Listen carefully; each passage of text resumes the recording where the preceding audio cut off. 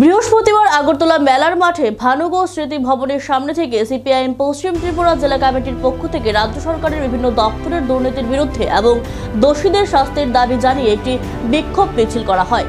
CPIM নেতা রতন দাস বলেন, বর্তমান ত্রিপুরা হচ্ছে দুর্নীতির মহাকুম্ভ, অর্থাৎ মুখ্যমন্ত্রীর প্রতিটি দপ্তরে দুর্নীতি চূড়ান্ত মাত্রায় বেড়ে গেছে।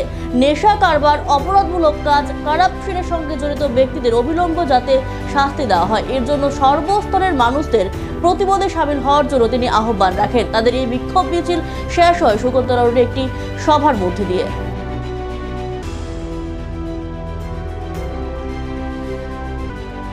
আমরা বলছি ত্রিপুরা হচ্ছে দুর্নীতির মহাকুম্ভ। বিজেপি এবং মথা আইপিএফটি এদের যে জোট সরকার, এই জোট সরকারের আমলে বর্তমানে রাজ্যে সর্বব্যাপক দুর্নীতিতে ছেয়ে গেছে। সরকারের বিভিন্ন দপ্তরে, পুলিশ দপ্তর, শিক্ষা দপ্তর, পূর্ত দপ্তর, নানা দপ্তর, ফরেস্ট, বন বিভাগ, এই সমস্ত বহু দপ্তরের মধ্যে একের পর এক দুর্নীতির খবর সামনে আসছে।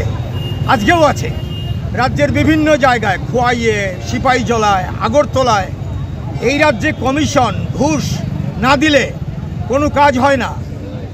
এই তুলাবাজি চলছে, একদিকে নেশার কারবার, অন্যদিকে এই রকম একের পর এক তুলাবাজি, করাপশন। এর বিরুদ্ধে আমাদের প্রতিবাদ। আমরা বলছি তদন্ত করে দোষীদের শাস্তি দেওয়া হোক অবিলম্বে, এবং এই রাজ্যে আইনের শাসন প্রয়োগের কথা তো আগেই বলেছি।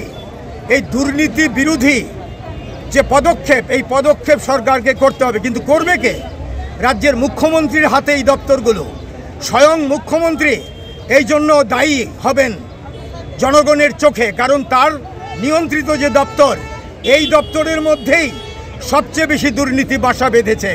তার প্রতিবাদে আজকে আমরা মিছিল করছি, প্রতিবাদ করছি। এই মিছিল এখন আমরা এখান থেকে শুরু করছি।